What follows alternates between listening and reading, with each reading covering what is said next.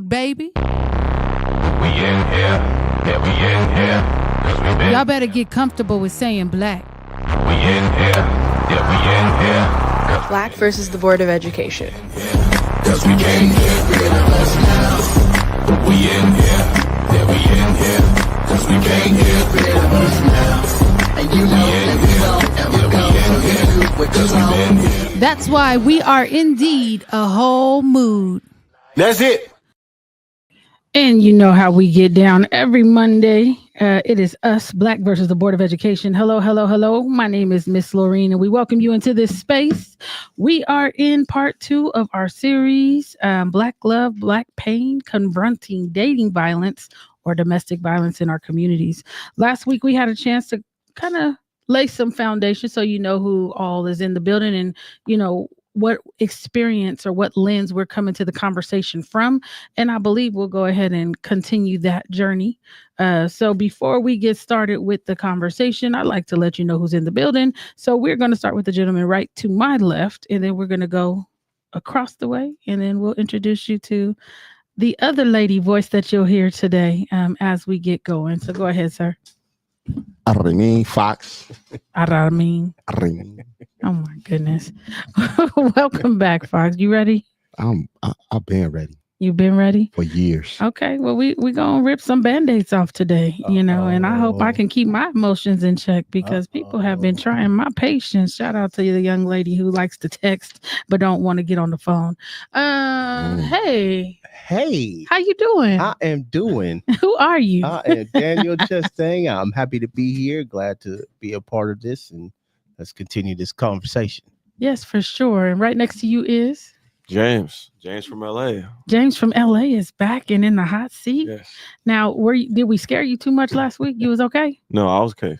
Okay, Okay. fantastic. Yeah. Because we're gonna turn our attention to Angela in a minute. Okay. Professional. Oh, Go ahead and introduce yourself, sis. my name is Angela, and I'm just in the building. I'm happy to be here and looking forward to see what we talk about today. Now, I think the little known secret about Angela and I, we both started at 103.5 The Bomb right here in Sacramento. Reunited. We're back on the mic. So I get a chance to have my sis behind the mic with me. And this is one of those topics, you guys, where, you know, people think that only perfect people walk the earth. People think, or there are some people who are confused when they hear cases of domestic violence. They're confused as to why people stay. They're confused about the ideology of the person who perpetuates such acts. And it seems to be an uptick. Recently, I know that there was one social media influencer, I believe her name is Miss Dior. She was on live with her husband, and he either shot, strangled, stabbed. I've seen all kind of different stories about what was going on. But if you read some of the commentary, the family said that this is something that has been ongoing and is toxic. So everybody knows about the toxicity that is in our communities, right? But we don't always talk about it because we talked about last week. We like to be like Vegas. What happens in this house stays in this house. And it continues a cycle of violence. So if you were to recap just in a sentence or three, what would you say stuck out to you about the episode last week? The different forms of domestic violence that people are ignorant to. That's what I was going to say. That's what you was going to say? Yeah. Just based on it's not just physical. Yeah. But emotional, again, sexual, staying away from family members type stuff. All of that is included. But we don't touch that. Touch that. It just beat you up or not. And that's it. That's what everybody just thinks that it is, and it's not. But that was good for me. Yeah. Miss Angela, you weren't here last week. Right. But we were talking about the different types of domestic violence that are prevalent in our communities. Is there something, one that sticks out more to you? Do you know anything about domestic violence? Do you know anybody who suffered through domestic violence? Yes, I definitely do. I think the part that sticks out to me is you look okay. You look just fine. Your man is a good man. Your man don't cheat. So he's good, and but yet he's winning over your friends, he's winning over your family members, but yet emotionally he could be, beating you up on the inside. And that's something that is, enable that person might be enabled by the friends and family members just basically because they think that that person is a good human being. They bring home the bacon, or they do, they're good with their kids, or they're a good father, they're a good brother, they're a good son. So what's your problem? You must be the problem. Ooh, So James, Yeah. what? I know that was a whole lot, right? From last week, what stuck out for you? Kind of like what Fox said, like when he talked about it, but just like the community aspect, where it's like everyone knows but you. It's like just the language around that and how there's no help around that, right? Like how Angela's saying, it's like you're the problem, but it's like where's the community that stands up for that, stands up for you. So And so I want to ask you guys, because I think we kind of touched on it. Why don't you think more people come forward when confronted or when asked about why they're staying? Or, what are some reasons you guys believe that people may not come first and forward? foremost, The popo? first and foremost, sometimes a lot of people believe the problem is personal because guess what? We all told as we grown up, don't let nobody put their hands on you. Right? A lot of people be told that in their household. And then you have other relatives on the side. You finally get in your little fight and you get snuck and you get hit in the eye. And what do they tell you? That's what you get. You should have ducked. You know what I mean? And now you're looking at a situation where I done brought this female along and she's chaotic and she's all this, but I like her. But the person that I'll go to tell already told me they don't like her. Don't bring her to my house. Right. No, don't you bring her to my house.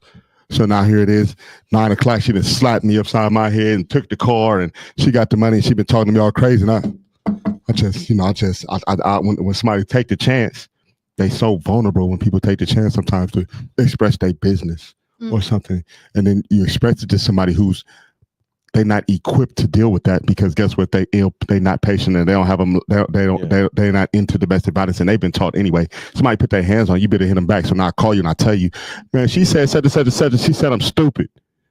And you looking at me like, what's wrong with you, Negro? You 6 foot. What do you mean? I'm calling you stupid. If you'll get your butt back over there and take some of this watermelon home for the kids too. Take your butt back to your domestic violence situation and leave it over there. A lot of people they can't. And then it's equally hard for a woman who has now, she brought this dude around and she didn't co-sign him. She, Pook is okay and Pook is right and Pook got yellow Jordans and Pook, he's this. And I'm like, man, I don't like him. What you talking about, man? I know his other baby mama. Oh, but he's a good father to his other baby mama. How you know? Because he had the kid on Thursday.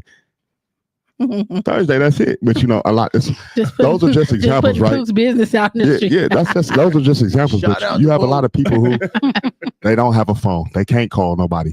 Some people have a language barrier. Some people are embarrassed that this even happened to them. Yeah, I'm embarrassed.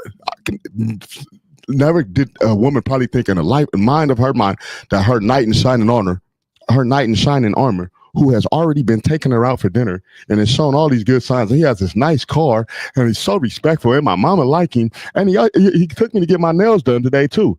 Never would she probably would have thought that her night would have ended up with the. Now I'm shocked. I don't know what happened. I don't know what to do. I'm embarrassed. I can't go back and tell you that this dude is this or that or the other. You know what I mean? They go through so much, and those are just examples. One will never know one's personal reason for not returning calling, but the statistics say people who have been asked that question say they were scared. They had nobody to talk to. They didn't think anybody would believe them because, like what Angela was saying, this dude has presented himself so well, so beautifully. Some want to handle the issue themselves. Some are thinking of their children. Some love that person so bad that they think you're just going through it right now, and I don't want love you through it. I'm not going to let your character to get potential tarnished because I'm not going nowhere anyway. I'm gonna see you tomorrow. And some people was raised like that anyway. This ain't nothing but a continuation of what I was raised to be anyway. James, what do you think? I know that was a whole mouthful. Why do you think some people don't come forward and tell?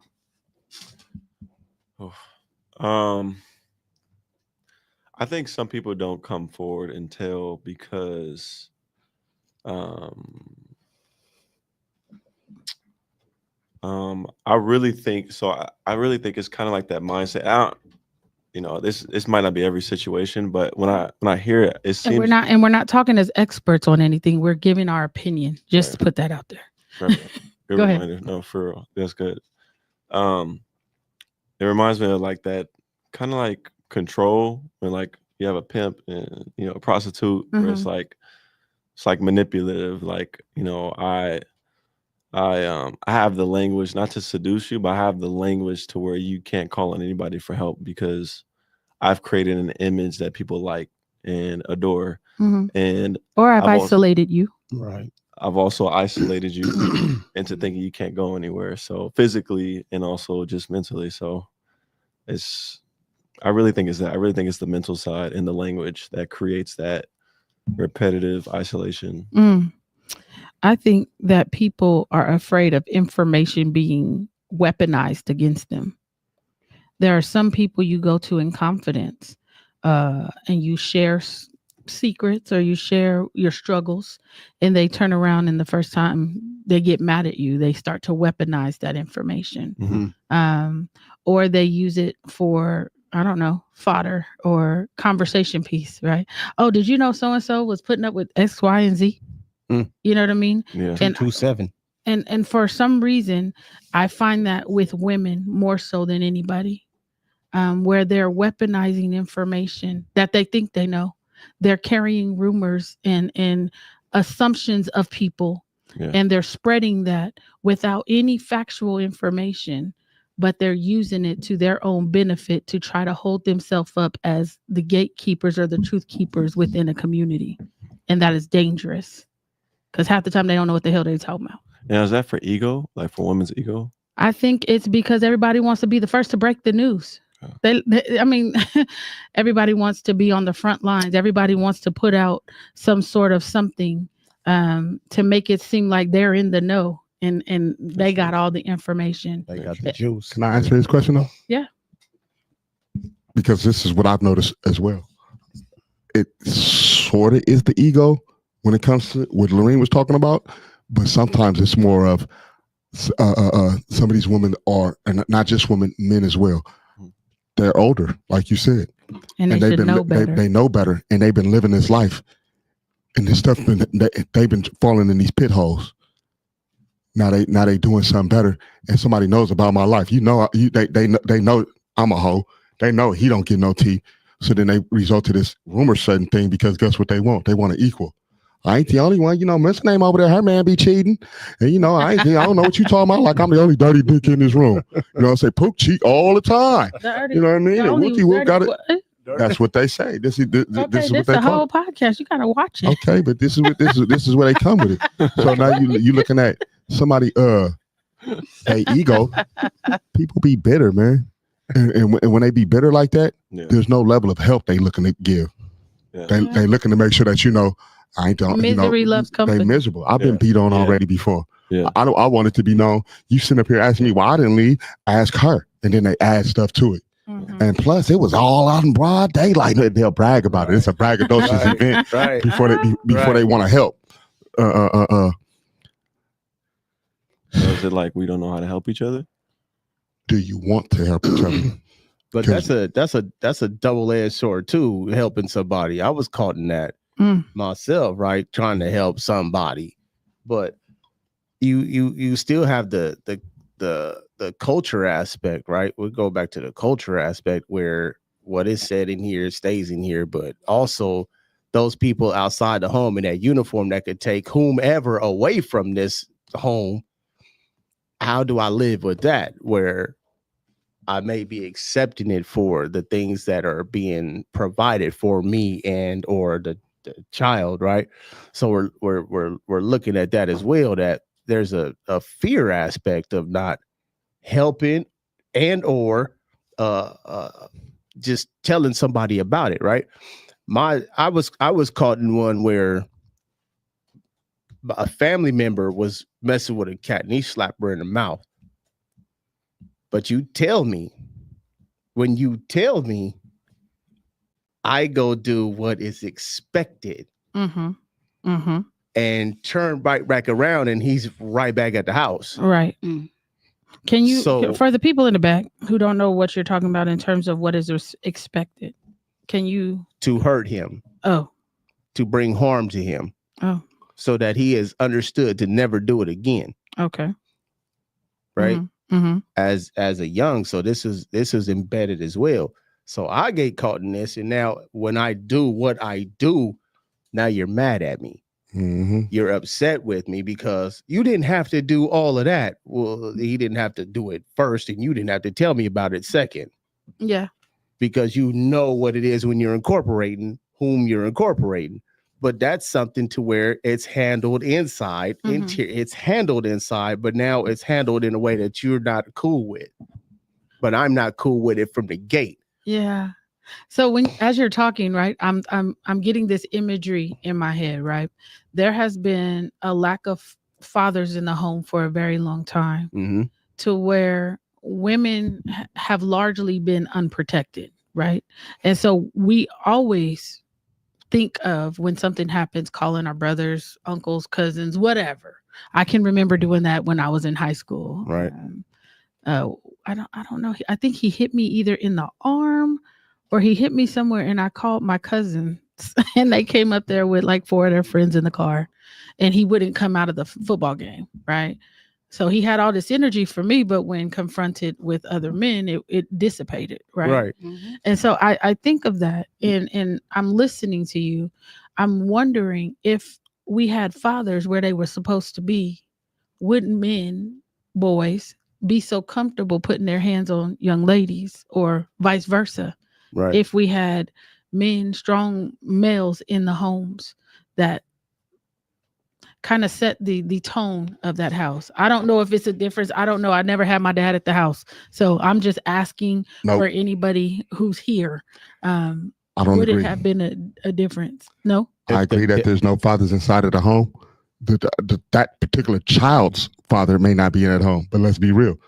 The man in that home is he not just another male too? He could have stepped up and been the father too. He could've. So I beg to differ. I'm just wondering if we put the family back to where it was supposed to be in You the first can't, place. because I that know, takes- but I'm just that takes fantasy. talking, and this is why it's such an agitated question for me. I grew up in a household like that.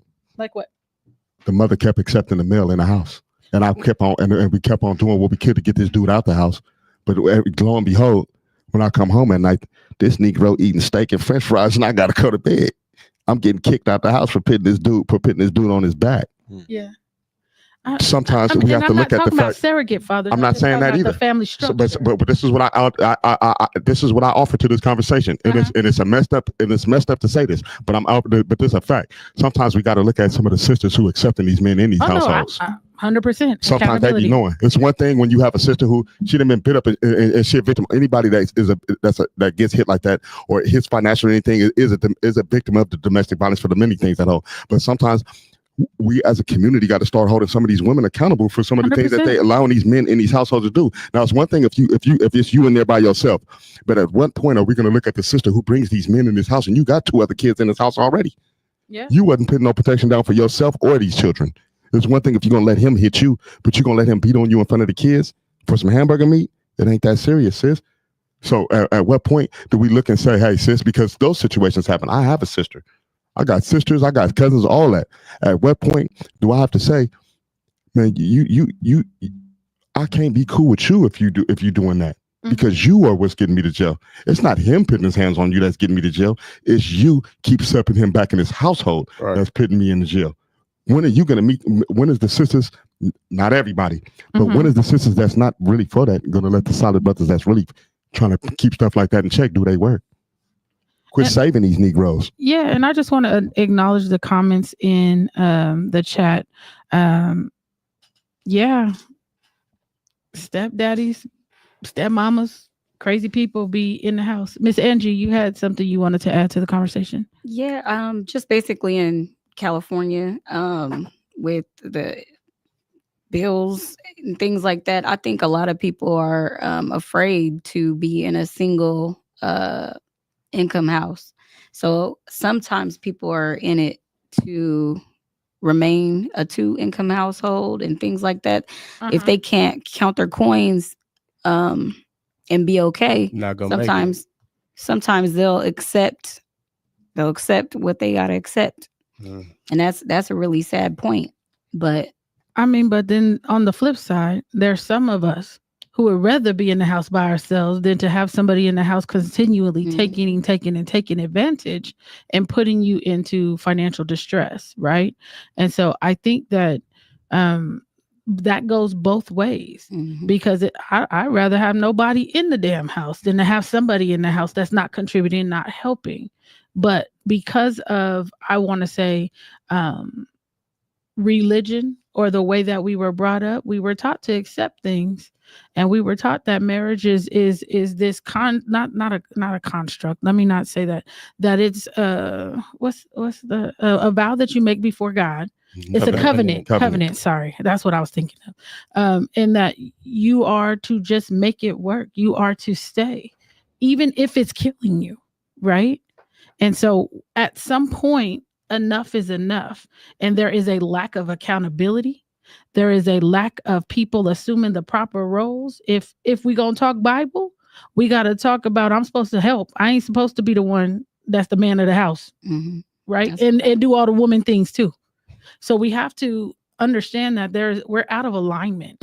Facts. all the way. Facts. We're just out of alignment. 100%. Right? We're just Bottom out of line. alignment. So where does it start at? Where does the alignment, where does the adjustment gets back? Because we touched on a whole bunch of different aspects of how domestic violence is affecting, right? Right. And even just talking in this brought me to that story to where I was like, dang, I was part of that and didn't realize it. But when where do we begin at? Where is a starting point, right? Well, I think we have to get back to the basics. I mean, and that's just my opinion. I mean, everybody has their own opinion, but we have to get back to the basics. Which is what? Well, right? it depends. It depends on your belief system. That's why exactly right there. It depends on your belief system. How are you going to get back to something when so many different things is open now? You got this is what I'm starting to see in my reel. I flipped to my reel. I seen a dude in a dress with nails standing next to a woman with his arm around her and said, he said, I'm a feminine man. I'm a feminine man to a masculine woman. How do you set something back in order when they've accepted that for themselves and they've been given a safe place to be such? There is no gender roles. There is no nothing. You know what I mean? And then it goes back to your belief system. And then your belief is, what do you believe? When we was growing up, it was me and you. When it was there was a definition of what it was to be a man. Now, not to say that was the perfect definition, but there was a line at least drawn of saying, correct, if you can cut this, and if you put your hands up this way, and then if you walk and don't forget to put your pants up. You get the bacon, the wife stays at home, rears the children. There was a guide. Right. But now this guide, any 12-year-old can do it. Any 12-year-old female can do it, and any boy. Now that I'm seeing this in the reels, this ain't none of my opinion. I'm only stating what I'm seeing in reels, and I'm looking at the likes. I'm looking at how many people put a heart next to this. Right.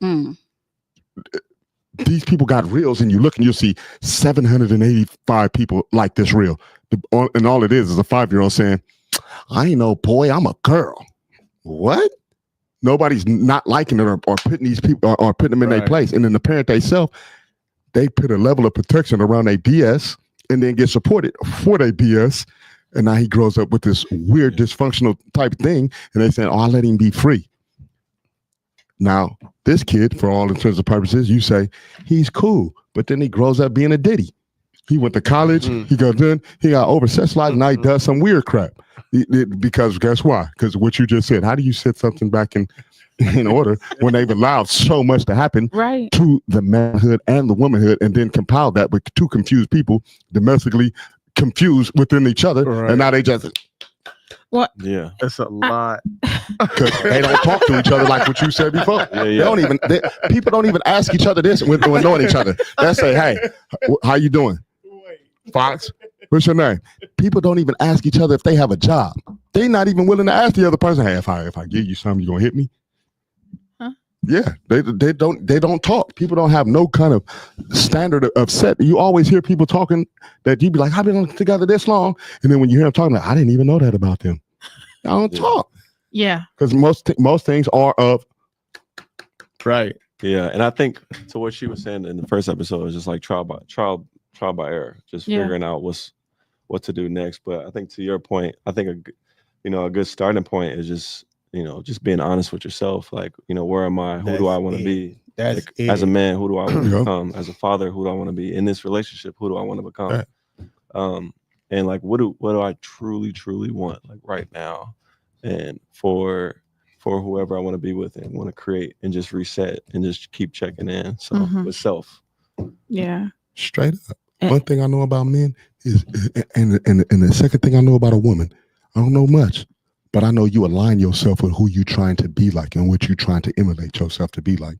So when I see a grown man, he's not a boy. I said a man go align himself with another man who's doing something right. We don't have to get along. I don't have to. Me and Pooh got to talk every day, but I align myself. I don't have to speak to you all throughout the whole day. I align myself with another boss, with a woman. So now I'm keeping correct morals around myself. If you ain't planning on doing right, then for sure you're gonna keep hanging out with pimps. You're gonna keep aligning yourself. You're gonna keep being in situations where your behavior is condoned in such a way, and their behavior condoned in such a way. You want to know what you're about? Look where you can go.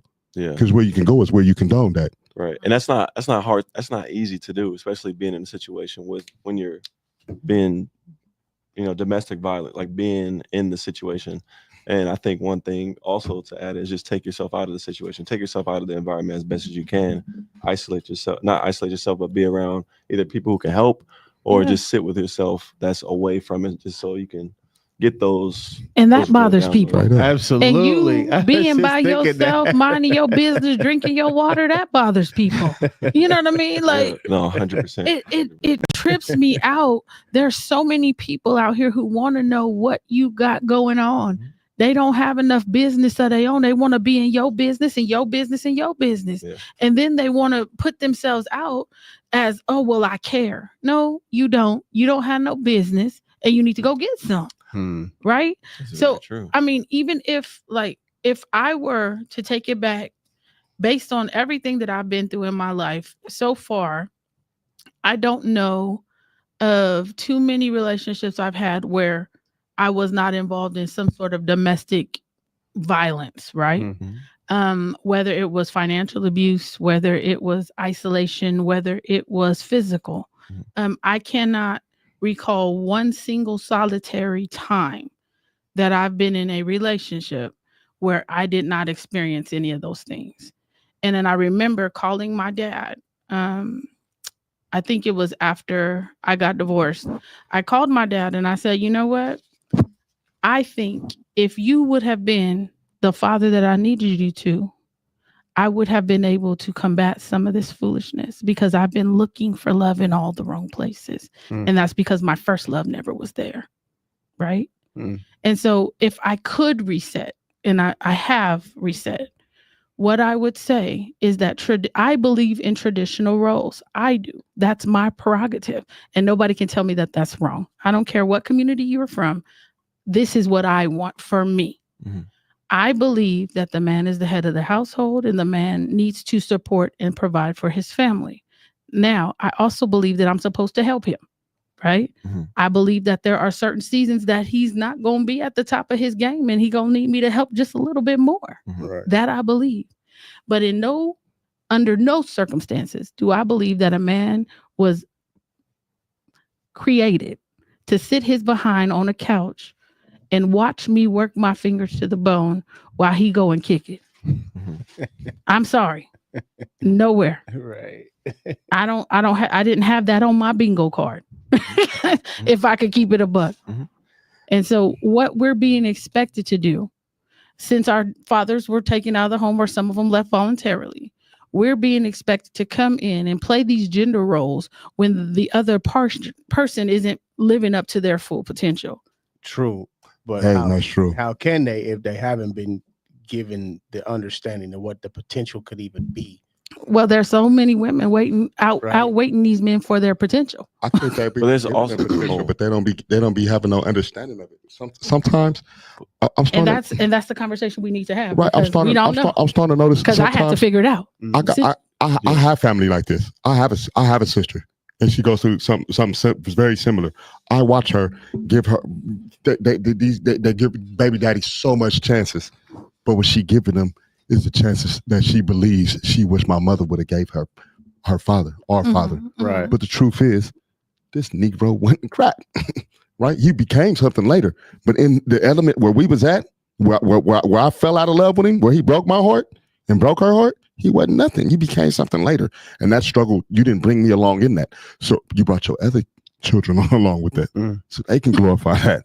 But even within that being said, but this is what I was saying about about a man sometimes, right? First of all, thumbs down. No, we ain't condoning no domestic violence in here, and I hope he put that number back up. You know, sometimes when you say, what are we doing within our fight? Sometimes our only fight is that I'm putting the information out there and I'm representing on what it is to be a man. Right. I'm a man who check other men. I'll check another male, but most times when I'm checking another male, it's a woman in the way. Why is a woman in the way of me checking this male about his behavior? Now, can you go into why you say the woman is in the way, just so we can don't all be saying understand. Stop. Don't say don't do that. Don't say no, he don't deserve. Don't say he's not worth it. Don't say you're gonna go to jail. Don't say none of that, because when a man stand up and when I stand up and I believe on, it's nothing, not jail, not anything that's gonna make me say, I'm not gonna do that and let him get away with doing that to mine.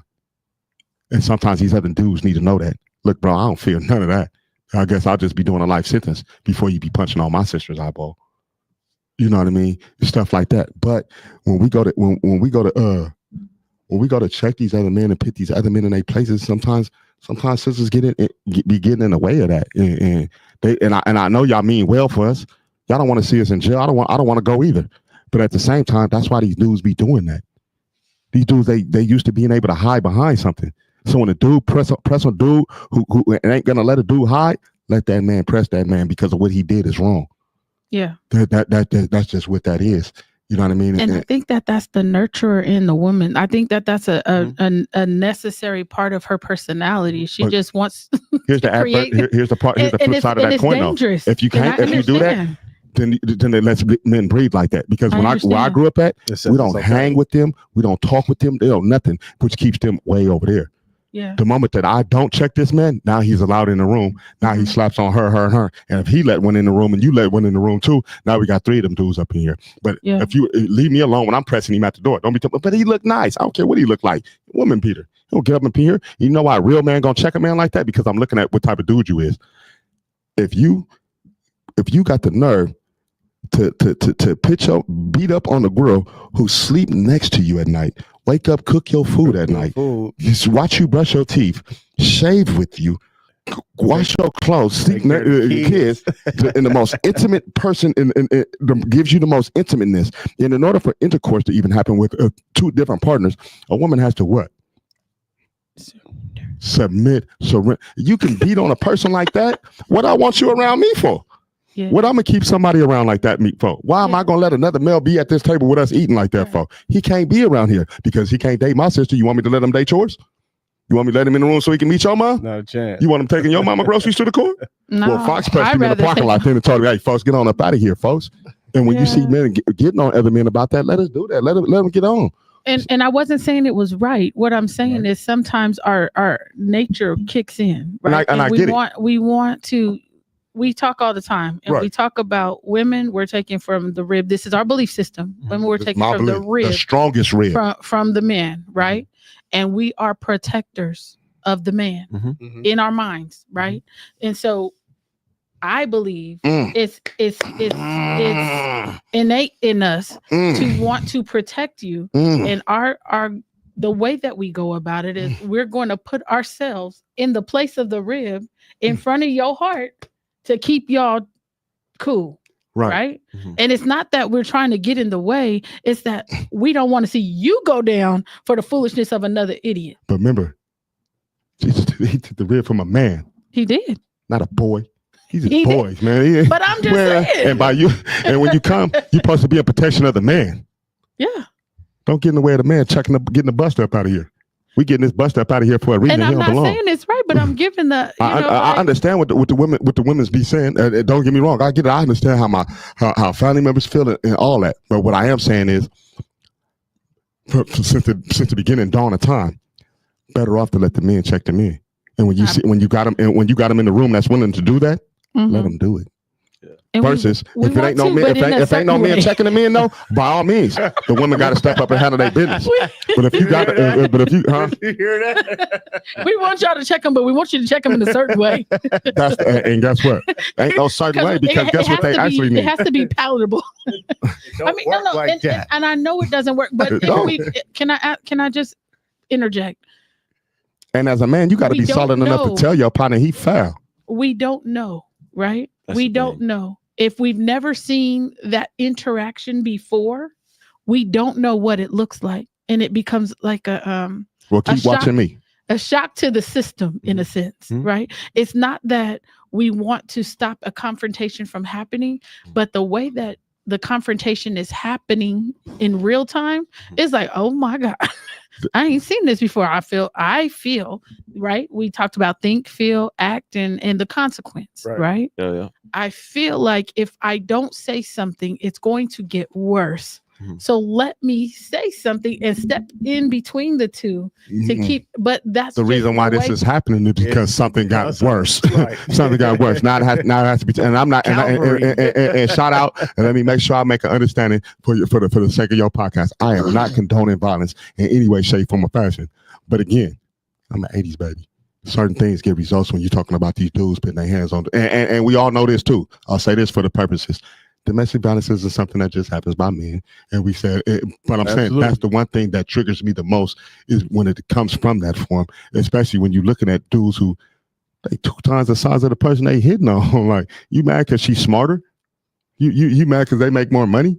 Yeah. You know the natural, the most thing that I notice about domestic violence, the person that's doing it has a lack of something. What the actual moment that triggered them was, I'm smarter than you. I answered the question first. I look good today. I'm out here doing my thing. I'm doing something you can't do. The person that tries to initiate the domestic violence can't find a way to stop you. Now they have to scare you. Yeah. Because you power. Now you know what I said. Sit down.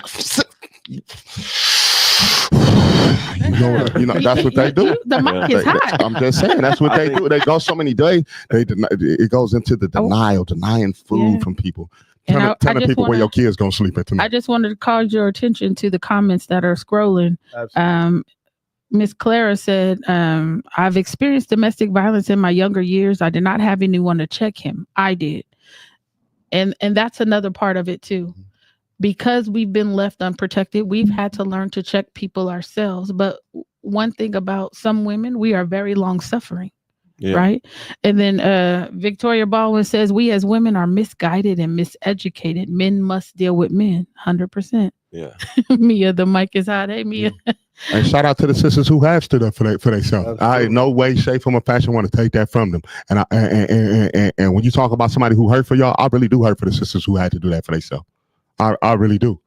I'm really somebody who try to stand for not try. I don't try. I do. I'm with y'all today. We put the numbers up there. Y'all can call our phone lines today. You hit our, we'll get you some help or try to get it to you. But what be sad for today is when you talk about domestic violence, what all we see in the world and what we stand for as mentors and counselors and going into these schools and standing up for these babies and fighting against the boards and what's going on. You have a generation. I'm from the 80s. You got a generation of crack babies who didn't get to sober up or get to proper healing, who had another generation of babies who didn't get no type of education, who had another generation of babies who grew up in the COVID era, who came from out of COVID and who's having another generation of babies. And now they're saying, well, everything's okay at home. Didn't nobody hit me. Did you eat today, baby? Oh, I didn't eat, but they didn't hit me though. It's cool. Right. They don't even know how to stand up for other rights. And then now you have people who are, domestic violence has gotten so out of control. They pitting it in a hierarchy of crime. Correct. Well, it's not that bad for you because he just took some money. You can go outside and hustle. You'll get you another. But person work 30 days for that money, just the same way I work for mine. Right. They had plans with them, and they was like, when I get my paycheck, I'm gonna get the red weed, I'm gonna get the blue shoes. Me personally, I'll be getting a Slurpee. Yes. Man, as soon as I get my paycheck, I'll be wanting my Slurpee. I'll be damned if a woman comes slap me upside my head, take my paycheck, and tell me I can't get my Slurpee. I want to talk to somebody. Like you know what I'm saying? James, come save me, man. You gotta check my Slurpee money, bro. You know what I mean? But now we got domestic violence got so out of hand. People are pitting it at a hierarchy. Oh, well, I don't know why you worried about it. You got to deal with it. You know, you need to get ready anyway. You 14. Get ready for the real war. Well, yeah. That's messed up. But what stuck out to me last week is when you guys said that domestic violence is child abuse. Why are they separated? Why have we separated them and made it seem like it's not part of this cycle? That's too much to be putting in one. I mean, but it is basket. what it is. It is, but we're just now understanding it and just now being able to identify it, right? Yeah. We're just now putting these topics on the table to actually be able to speak on it. So yeah, knowing these different compartments are a part of this. Wait, what? This too? Oh my God. Didn't even see that one. Right. Right. We didn't see it until it was actually. Sometimes people do see it, but they don't want to put the name to it. But by not putting names to some things, it allows people to remain blind. Not defining it correctly. Not defining it correctly allows you to stay blind. I think that's the big one, not defining it correctly, for sure. Because we don't know what we don't know. Well, yeah. But we look at these babies that are coming in here and they're reacting violently. Is it a learned behavior? Is it an observed behavior? Absolutely. It's a learned behavior. Absolutely. You're learning it somewhere. So it had to happen somewhere. Absolutely. Right. And then we're sending our babies from our homes into the school system, right? With other babies who are dealing with certain things. And then we wonder why when somebody pops off at the mouth, is no talking. We're just going to fisticuffs. So that's why. First instruction, forgive me. Go ahead. First instruction going into kindergarten was kneel down, look me in my eye and said, if somebody hits you, what do? You pick up something. I mean, you hit them back. If they're bigger than you was the other instruction. What do? You pick up something and you go upside their head. Yeah. So if I'm taught that. But listen, go ahead, baby, because I know you keep trying to jump in here. Come on. I was just going to say, there's usually no plan for that, for those teachers. There's usually no plan for like those household things. And to your point from the beginning, it's almost like when you were saying, Fox, the image that came when you said about like the male that was in the house is like almost like your dad, like I'm not to say yours specifically, but the image is like your dad had a purpose and you just happened to be his child. Yeah. Almost like that image. But to create like it's like it really takes work to create that household. I don't have kids, right? But just being an observer to this, like it sounds like it just takes a lot of work to create that household and to really understand like what your partner wants. And y'all said it before, like, not having the conversations of like, do you expect me to jump in front of you? Like when you have an altercation with another man, like just getting to know the person of who they want to be received as, and making that necessary, even to the level of the child, like, creating that environment. So I don't know, just having that. I think you do know. Perfect. And I think I would like to add on to what you say. And it ain't just creating a household. For me, what I'm learning, what does it take to maintain the household? We can create it all we want, but the triggers is what's going to determine whether or not you can maintain this or not. Yeah. Because we created this household, but what we didn't do was we paid no attention to the fact that next month we ain't got no money for for spaghetti. A child came along unexpectedly. These are the things that these people are being triggered with. I got a child. Now, I'm not condoning, but I'm just telling you what I hear. I got a child unexpectedly. I really had no money for that. I lost my job. She came over nagging at me. Now I ain't got no job. We can't pay the rent. Guess where I got to live at? Baby talking about we going to go to her house. And on the way on over there, I heard her mama made a comment. Girl, that nigga's a bum. Yo, what? Language. Then the dude we can't are take mixed it. company language. And he take it out on the girl. I'm just saying, what need to be happening for some of these people. I'm not condoning it, but yeah. I was at a seminar today, and while I was at the seminar today, I kept hearing people say, "What'd you hear him say?" that over there. Wait, everybody look. Technical difficulties. But what I Our kept bad, hearing them y'all, say bad. is, we need to create a system. We need to create a system. We need to create a system. That everybody keeps talking about create these systems. There's already a systems that are in play. Use the systems we have. You already know what it looked like with domestic violence. You know what a hungry child look like. You know your coworker came to work looking beat up. You know what's going on with your neighbors. People will go to church all day long and pray and say they with the help, but it's going on right next door to you. I think to your point, I think people need to start creating their own systems. Like people need to be empowered within their community and create their own community 100%. versus stick to the norm of like, whatever that norm is, tradition is, but start creating that for ourselves. So that you can look after it. And this might be an extension of this. It's funny. I was talking to this with my friend. I was like, I hope I won't be everything for my child. I will want to know that my neighbor or someone that's in my community that I know takes care of my child just the same way as I do. And unfortunately, that's not what we're seeing on school campuses. That's why we're in business. Yeah. Very much true. But what he did, but one thing I do recognize what he's saying. But come on, because I just wanted to say. No, yeah, that's the real world. Yeah, that's the real world. We're sending our babies into hostile education environments and expecting people to handle our children like we would handle them when they've shown no type of desire to want to see our babies as worthy of care, compassion, and concern.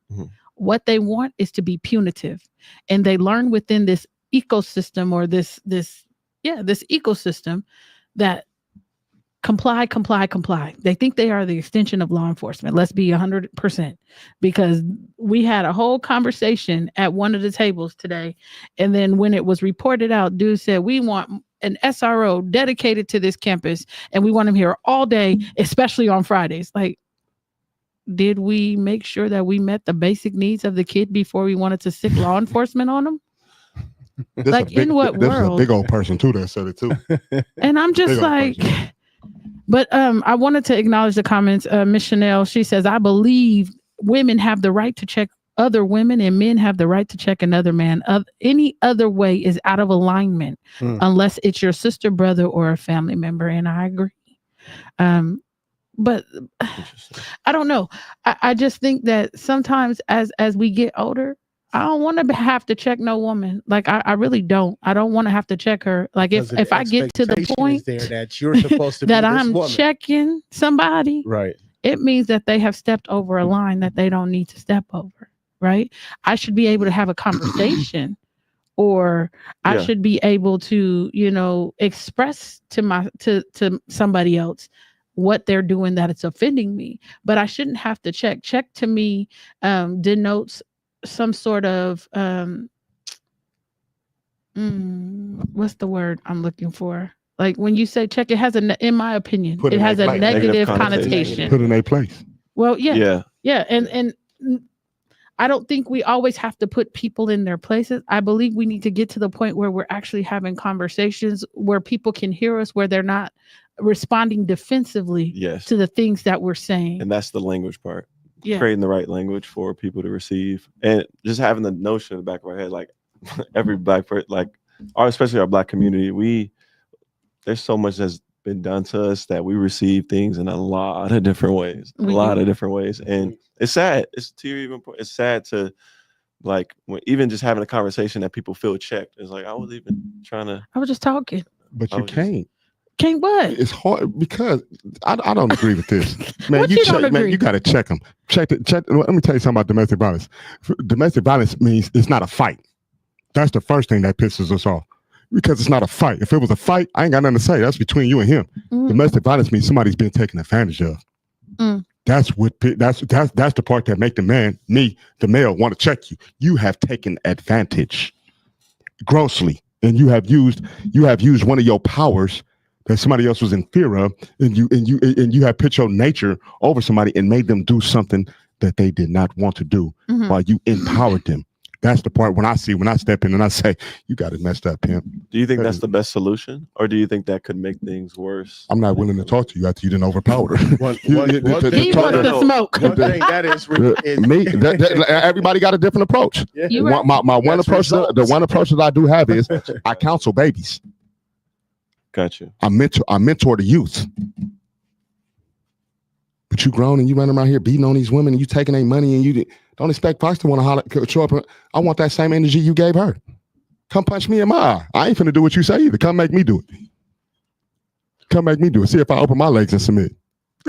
see what's gonna happen if you play me like that. I don't want it to be like that, and we don't want the threat on the floor to be like that.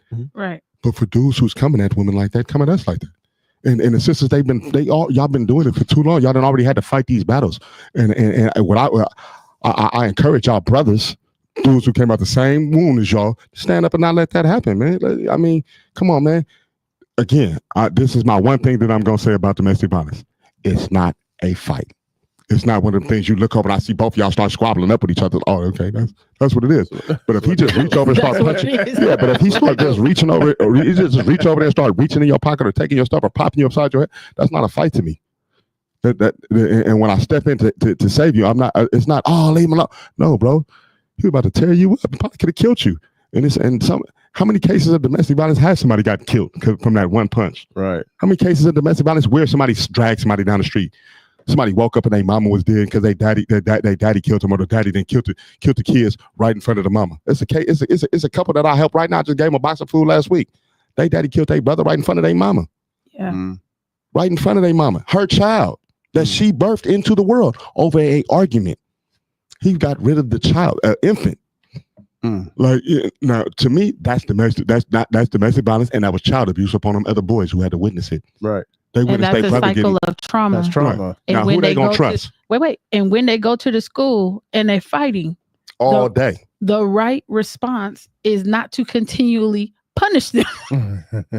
We have to get to the point where we're willing to have these conversations, because we're subjecting our children to we're subjecting our children to people who they shouldn't have contact with in the first place.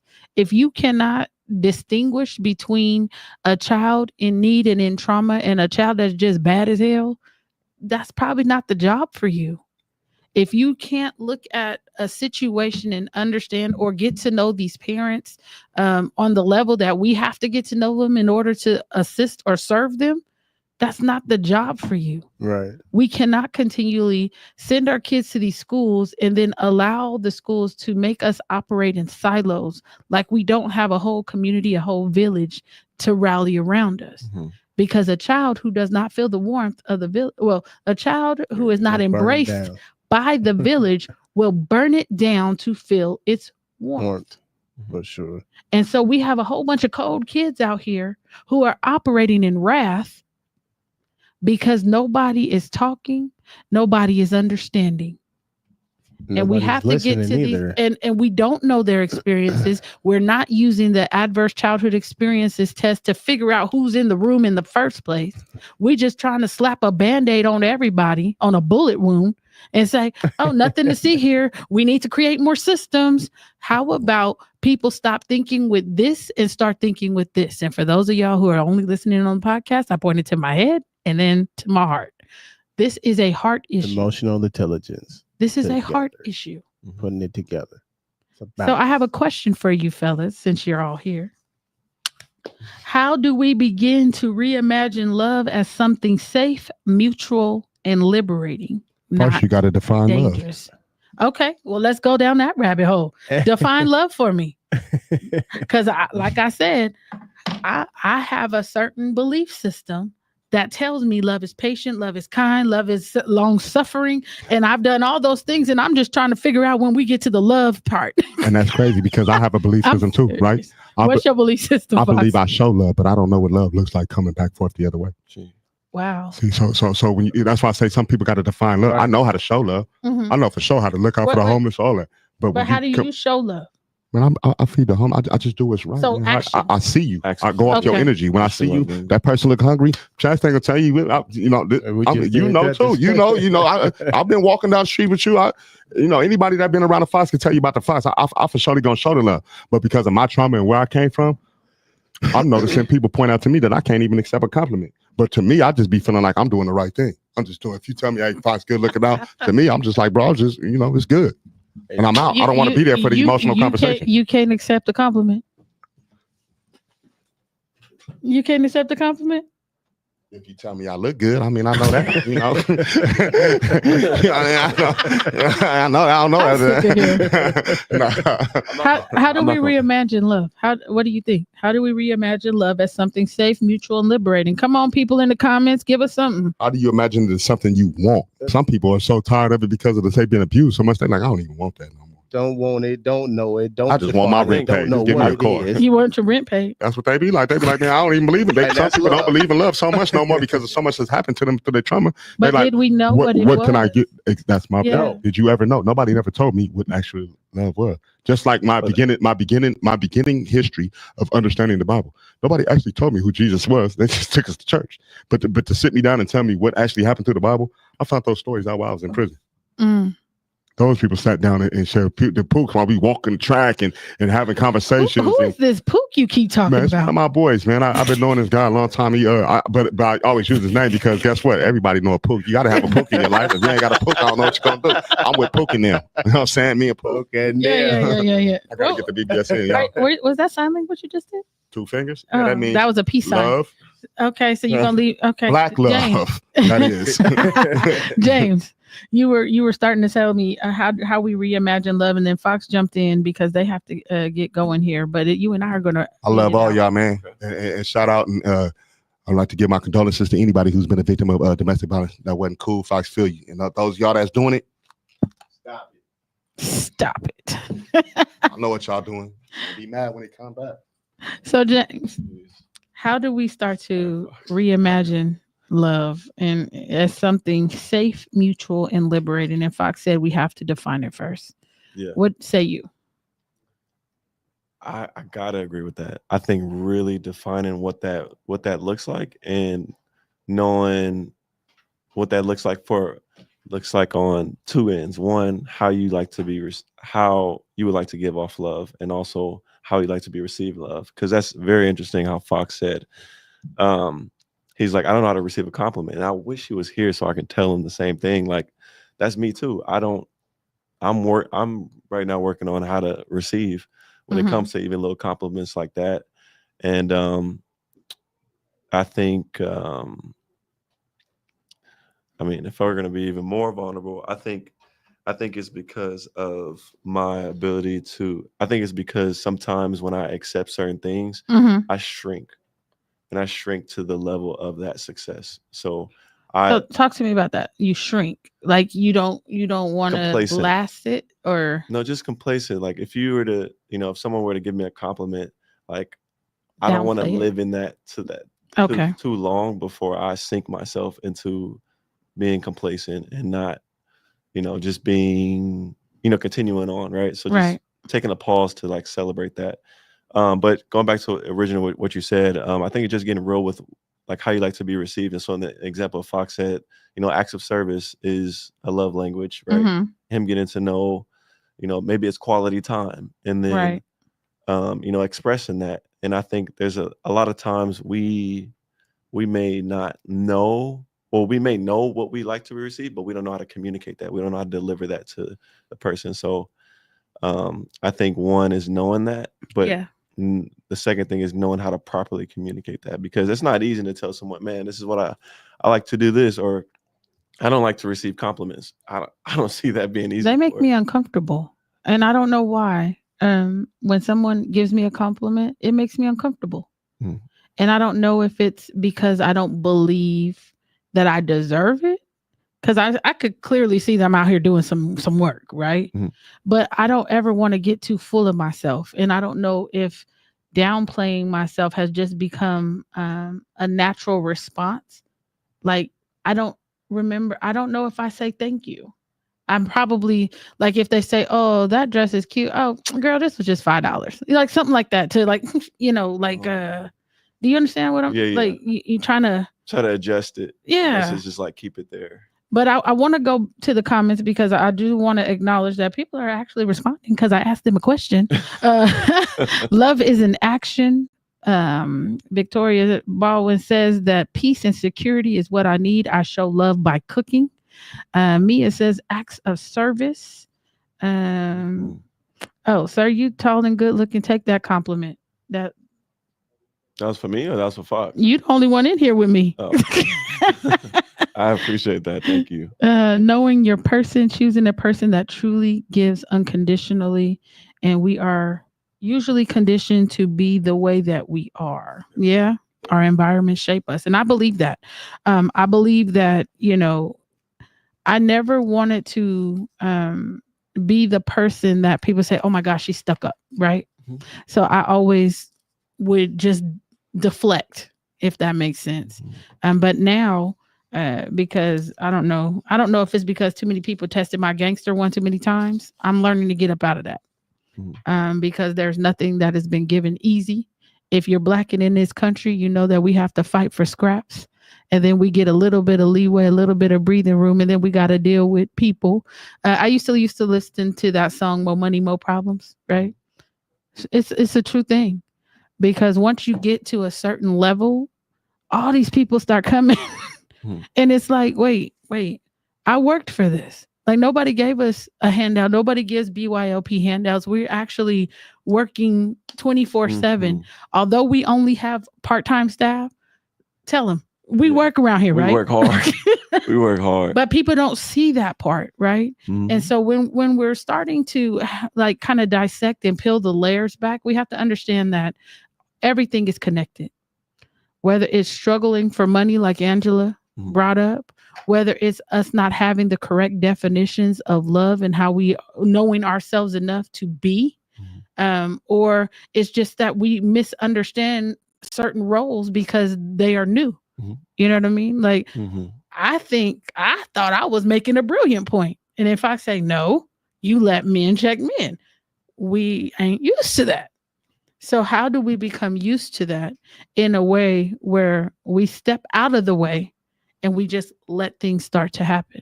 And I'm gonna challenge my sisters, because if you like me, you know that you want to save everybody, you want to be nice to everybody, you want everybody to have a soft fall sometimes, and then you get to the point where you're like, to hell with them people. And it shouldn't have to be one or the other. We should be able to run in alignment. And I think alignment is recalibrating is going to be our best bet as a community. Like what boundaries look like? What boundaries look like, what we're willing to accept and why, conditioning ourselves to be softer, because we're so used to being in survival mode. Come on. I'm telling you. Come on. Listen, I have to condition myself to be softer and to not be a boss when I go home. I want to just be. I just want to be. I want to water my grass, mind my business, eat my popsicles and all that. So what does love mean to me, or what does it look like? It's really allowing people to function in their giftings and not expecting more than they can give, like more than you're willing to put out. I don't know. What do you think, James? I think that's true. I don't have anything I have to say that. I think that's true. Like seeing people for who they are and seeing yourself for who you are. I think you said it perfectly. And I love what Clara said. She said, if a real man is in the room, I submit and allow himself his space. And I'm going to start doing that too, Miss Clara. I'm going to do it. I'm going to stay out the way, because as you can see, they got it. But I just wanted to let you all know before we get out of here, we are gearing up for Celebration Weekend happening this weekend. If you have not registered, please register and come out and see us. 3 days of events catered especially to the class of 2025 and their families. We want to see you. If we can't get you all 3 days, we'll take 1 or 2. So come out and see us. Register on our website, bylp.org, and come hang out with Team BYLP. We just got our little fancy jerseys today, so we're gonna be looking clean, and I'm so excited. And unit. We're ready. Even Terrell, the one from All American, our host for the evening, he told me he's gonna be here all weekend. So he has his jersey too. So I'm just excited to be in community with you all. And I hope you all will join us once again. That is this weekend, June 27th through the 29th, right here in Elk Grove, California. We are waiting for you. And if you are applying for the scholarships, we have a few scholarships up for grabs. The due date is today. If you got babies and they like to be in front of a camera, we're not doing written essays, we're doing videos. So if they have something to talk about and they think they are eligible for one of the 3 scholarships that we are giving out, have them go and apply. The due date is today, 11:59 p.m. So with that, James and I are going to hit you with the peace sign. I got to transition to my parent support group, but we will see you all maybe in a couple weeks. I don't know. I feel like we should really continue this conversation because it's starting to get really, really good. Yeah. And maybe we can put them on the hot seat about love, and maybe we can find some definitions or something. Mm-hmm. So let's put them on that. I don't know when you're going to see us, but we'll make sure to put the flyer up when we're going to go live next. So with that, we're going to hit you with the peace sign. We'll see you soon. Peace. Peace.